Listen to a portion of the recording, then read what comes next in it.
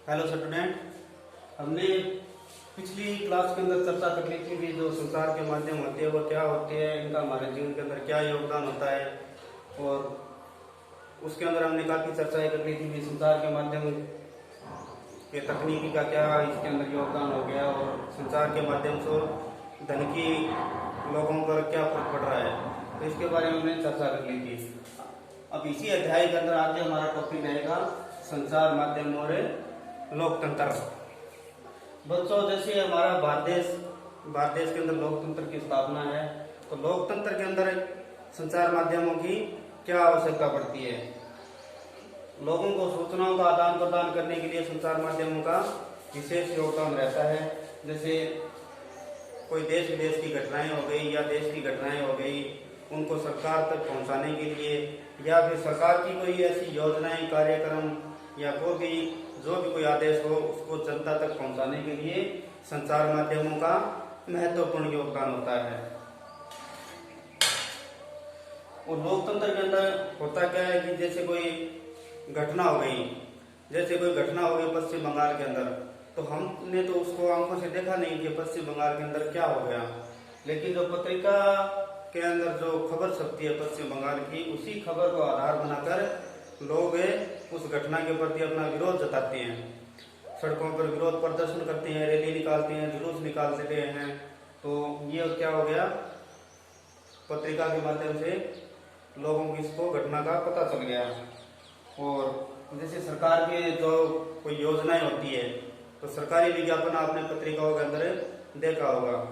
और जैसे रेलवे का विज्ञापन हो गया, तो रेलवे के अंदर आपने जो क्रॉसिंग का होता है, तो उसमें रेलवे की क्रॉसिंग पर जो उनके लगे होते हैं, बाद में इधर गाड़ी खड़ी होती है, तो लोगों को समझाया जाता है कि सावधानी रखें, जब तक ट्रेन ना गुजर जाए और फाटक ना खुल जाए तब तक इस पटड़ी को या इसे रास्ते को क्रॉस करने की कोशिश ना करें। इस प्रकार सरकार के जो विज्ञापन होते हैं वही हम संचार के इन्हीं माध्यमों से जनता तक पहुंचाए जाते हैं।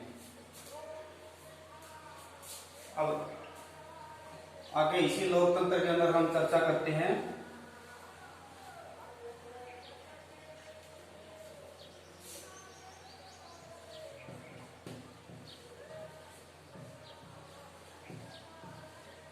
संतुलित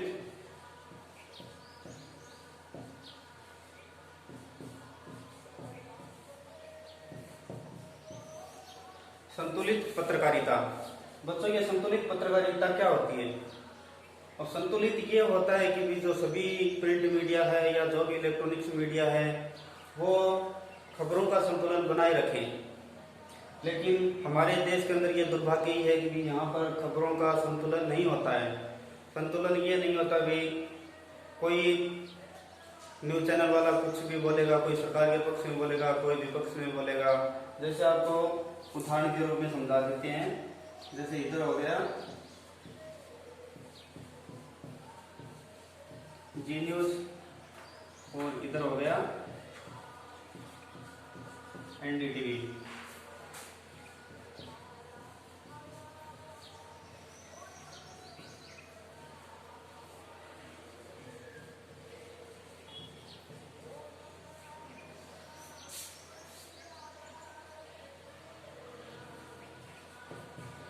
और इसमें अपने एंकर हो गए रवीश कुमार। तो बच्चों, आपने जब आप न्यूज चैनल देखते हैं रात को 9 बजे, ये जो एंकर साहब है ये जियो न्यूज के अंदर जो सुधीर चौधरी हो गए, एनडीटीवी के अंदर रवीश कुमार हो गए, तो इनको देखने में बड़ा विचित्र सा लगता है। ये जो साहब है जी न्यूज वाले, ये तो मोदी सरकार का पक्ष रखेंगे कि सरकार अच्छा कर रही है, ये है वो है, मतलब जो भी कोई अपनी जो ये न्यूज वगैरह चलाते हैं वो लगभग हम पूरे दावे के साथ कह सकते हैं कि इनकी 70% न्यूज होती है वो सरकार के पक्ष में होती है। और इधर ये न्यूज हो गया जैसे एनडीटीवी है, तो इनके जो एंकर होते हैं रवीश कुमार, ये रात का 9 बजे का जो प्राइम टाइम लेकर आते हैं, उसके अंदर सरकार की जितनी भी आलोचनाएं करनी होती है वो खूब एकदम पूरे जोर शोर से करते हैं। जैसे मतलब सरकार की अगर छोटी सी भी कोई गलती हो जाती है, भूलवश भी हो जाती है या जाने अनजाने में हो जाती है, तो ये सरकार का जो भी विपक्ष का काम होगा वो इनको दिखाने का काम करेंगे। हालांकि अगर कोई विपक्ष का कोई नेता ऐसा कोई गलत काम कर देता है तो उसको ये नहीं दिखाते हैं।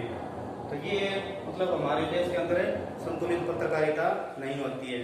वो ऐसे ही प्रिंट मीडिया के अंदर होता है, जैसे कोई पत्रकार सरकार के पक्ष में बातें लिखता है और कोई ऐसा पत्रकार होता है जो सरकार के विरोध में बातें लिखता है। तो इसका मतलब हो गया कि हमारे देश के अंदर संतुलित पत्रकारिता नहीं है। और हमारे देश के अंदर संतुलित पत्रकारिता क्यों नहीं है, इसके दो कारण हैं। इसके बारे में हमें चर्चा करते हैं।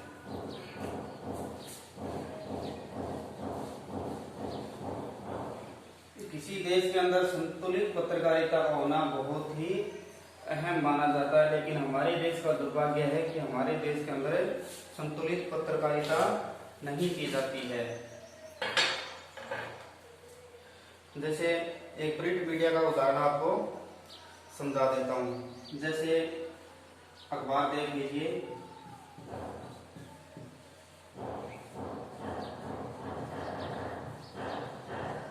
दैनिक जागरण, और इधर हो गया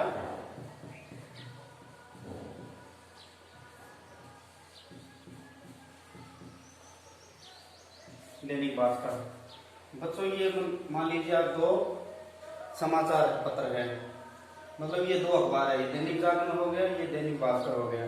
जैसे हमारे देश के अंदर कोई जिप्सम का कारखाना है, तो जिप्सम के कारखाने पर जब खबर छपेगी तो खबर क्या होगी, जैसे ये दैनिक जागरण वाला लिखेगा कि भी कारखाने को हटना चाहिए, इस कारखाने से जो धुआं निकल रहा है वो हमारे वातावरण के अंदर प्रदूषण फैला रहा है, लोग बीमार हो रहे हैं, लोगों को श्वास संबंधी बीमारियां हो रही है। मतलब उस कारखाने के विपक्ष के अंदर इसको जितना छापना होगा वो ये अखबार छाप देगा। तो दूसरी तरफ जाइए इस अखबार के अंदर आप खबर पढ़ोगे तो इसमें आपको पढ़ने को मिलेगा कि कारखाना हटाने से जो कारखाने के अंदर जो काम कर रहे लोग हैं वो बेरोजगार हो जाएंगे, उनको रोजी रोटी के लाले पड़ जाएंगे, उनके बच्चे बेघर हो जाएंगे। तो ये मतलब है उस कारखाने के पक्ष में छापना शुरू कर देगा। तो ये सिस्टम होता है हमारे देश के अंदर कि हमारे देश के अंदर संतुलित पत्रकारिता नहीं होती है। अब हम चर्चा कर रहे हैं कि संतुलित पत्रकारिता क्यों नहीं होती है, इसके दो कारण होते हैं।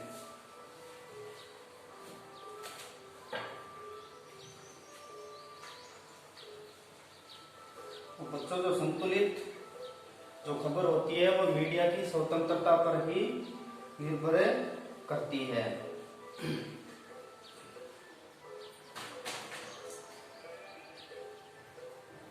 पहला हो गया सरकार का नियंत्रण।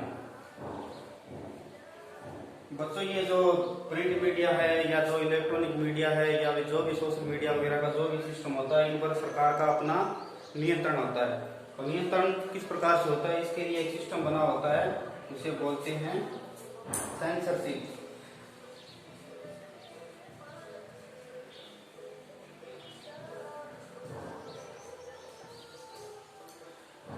अब ये सेंसरशिप क्या होती है?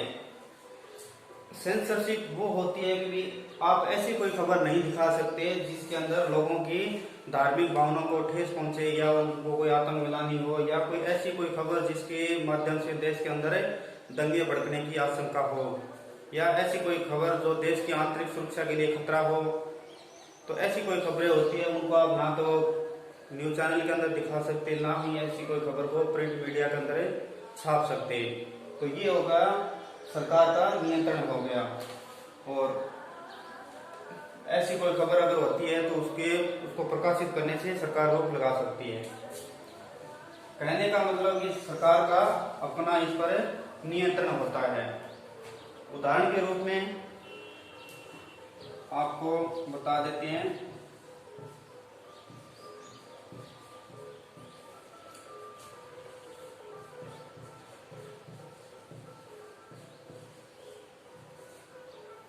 बच्चों इस देश के अंदर जब स्वर्गीय इंदिरा गांधी द्वारा जो हमारे तत्कालीन प्रधानमंत्री थी, उन्होंने जब 1975 के अंदर जब आपातकाल लगाया था तब हुआ क्या था कि देश के अंदर देश की मीडिया के ऊपर सेंसरशिप लगा दिया गया था, यानी आप देश दुनिया की कोई खबर नहीं छाप सकते वे किस पर क्या अत्याचार किया जा रहा है या जनता के क्या मुद्दे हैं। कहने का मतलब मीडिया पर एक पूरी तरीके से पाबंदी लगा दी गई थी। तो ये हमारे देश के अंदर सबसे अच्छा उदाहरण था, ये 1975 और 77 के अंदर लोगों को देखने को मिला था।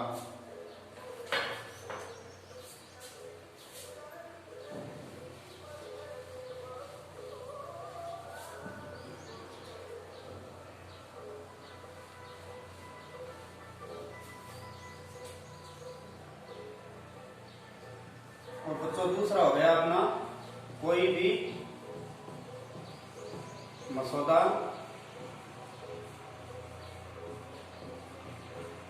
तय करना। बच्चों ये जो अखबार वाले हैं या जो भी न्यूज चैनल वाले हैं वो अपना एक मसौदा तैयार करते हैं कि भी हमें क्या छापना है, क्या दिखाना है।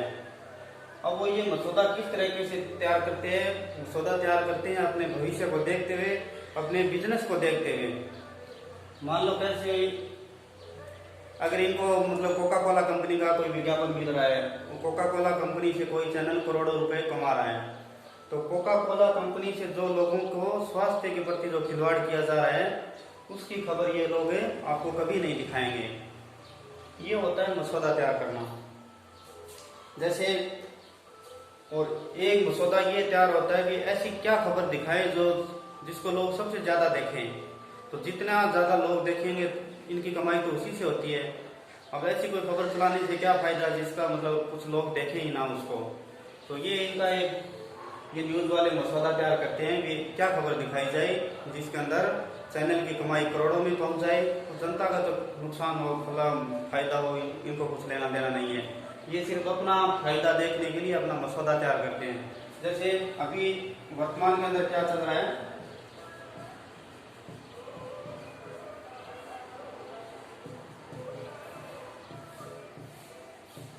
किसान आंदोलन, और एक तरफ क्या चल रहा है,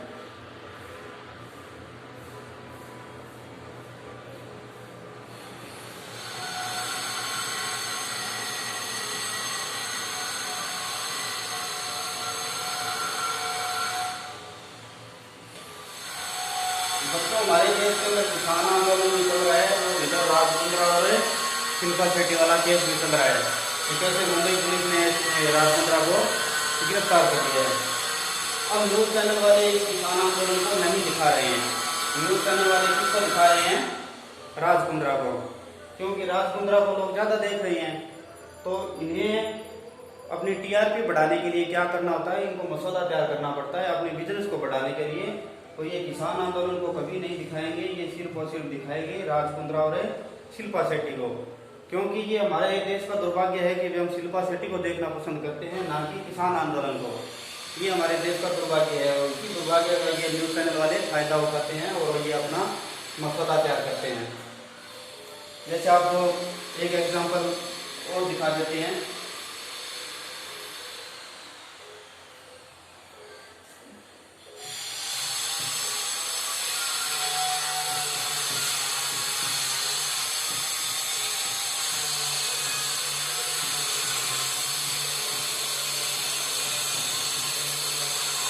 बच्चों अगर आपके स्कूल के अंदर कोई वार्षिकोत्सव का प्रोग्राम हो रहा है, तो अगर उस वार्षिकोत्सव प्रोग्राम के अंदर कोई राज्य का मंत्री या मुख्यमंत्री मनोहर लाल जी खट्टर या उप मुख्यमंत्री श्रीमान दुष्यंत चौटाला, इतने बड़े लोग आपके वार्षिकोत्सव के अंदर नहीं आ रहे हैं, तो कोई मीडिया वाले आपको स्कूल को कवर नहीं करेंगे, क्योंकि उनको पता है कि अगर सीएम या DCPM आ रहे हैं तो चैनल को लोग ज़्यादा देखेंगे, और ज़्यादा देखेंगे तो इनको बुलाने की जरूरत नहीं होती है जी।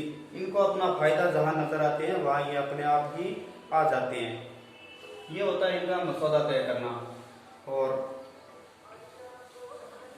पीछे की बात है, जब मुंबई के अंदर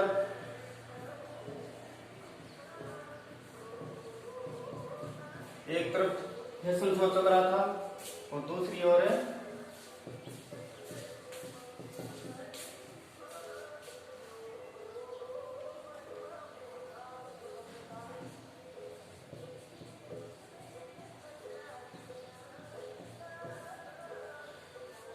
बच्चों ये कुछ साल पहले की बात है, जब मुंबई के अंदर क्या हो रहा था। एक तरफ तो मुंबई के अंदर फैशन शो चल रहा था, और दूसरी तरफ क्या था कि जो लोग सरकारी जमीन में या मतलब कहीं भी समझ लो, वो जो झुग्गी झोंपड़ी वाले थे उनका अतिक्रमण हटाया जा रहा था, लाखों लोगों को बेघर किया जा रहा था। तो हमारी देश की मीडिया ने क्या दिखाया कि फैशन शो ही दिखाया, ना कि जो अतिक्रमण हट रहा था, जो लोगों का हक मारा जा रहा था, वो उन्होंने नहीं दिखाया। तो ये अतिक्रमण वाला सिस्टम है, ये लोग देखते नहीं है, और ये फैशन शो वाला ये ज्यादा देखते हैं। तो इनको अपनी कमाई को मद्देनजर रखते हुए, अपनी टीआरपी को मद्देनजर रखते हुए ये लोग अपना मसौदा तैयार करते हैं और वही न्यूज लोगों को दिखाते हैं।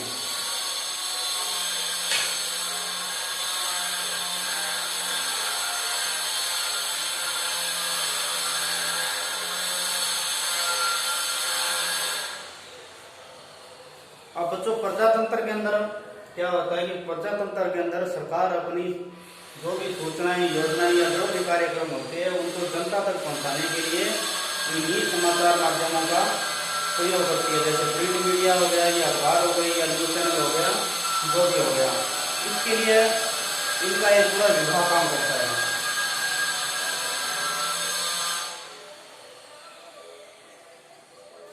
इनका विभाग हो गया जैसे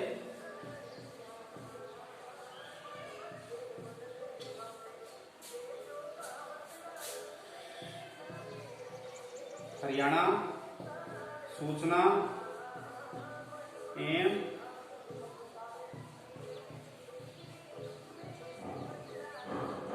जनसंपर्क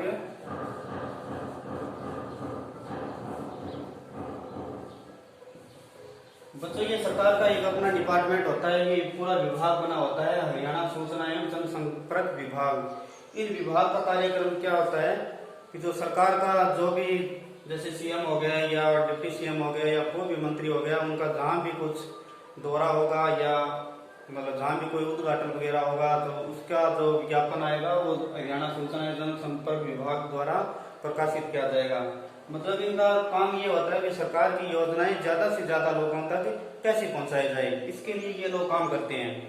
जैसे आपने देखा होगा कि हरियाणा रोडवेज के अंदर, रोडवेज के ऊपर इनके विज्ञापन चिपके होते हैं, और अखबारों के अंदर विज्ञापन आते हैं सरकार के।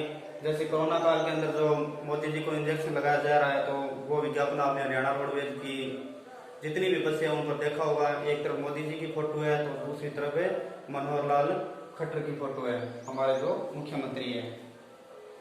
और ऐसे ही रेलवे का विज्ञापन आता है, भी आप ऐसे करके बिना टिकट गाड़ी में यात्रा ना करें, या रेलवे क्रॉसिंग को अपनी जान जोखिम में डालते हुए क्रॉस करने की कोशिश ना करें। और जब आप पेट्रोल पंप पर जाते हैं तो वहां पर आपने मोदी जी का ऐड देखा होगा, उज्ज्वला योजना, यानी गरीब महिलाओं के लिए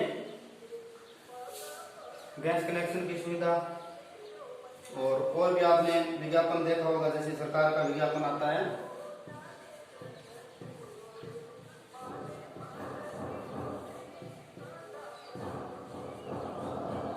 खुशहाल किसान,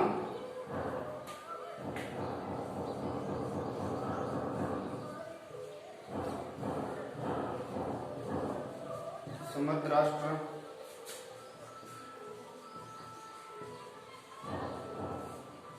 स्वच्छ भारत,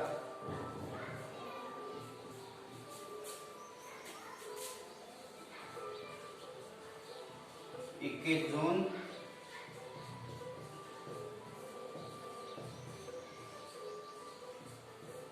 योग दिवस।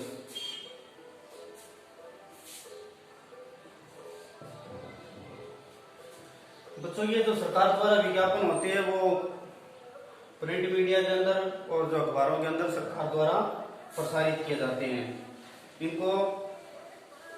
इनका मुख्य उद्देश्य ये होता है कि सरकार की जो भी योजनाएं होती है वो आम जनता तक कैसे पहुंचाई जाए। इसके लिए जो सरकार का डिपार्टमेंट होता है, हरियाणा सूचना एवं जनसंपर्क विभाग, वो पूरी तरीके से काम करता है।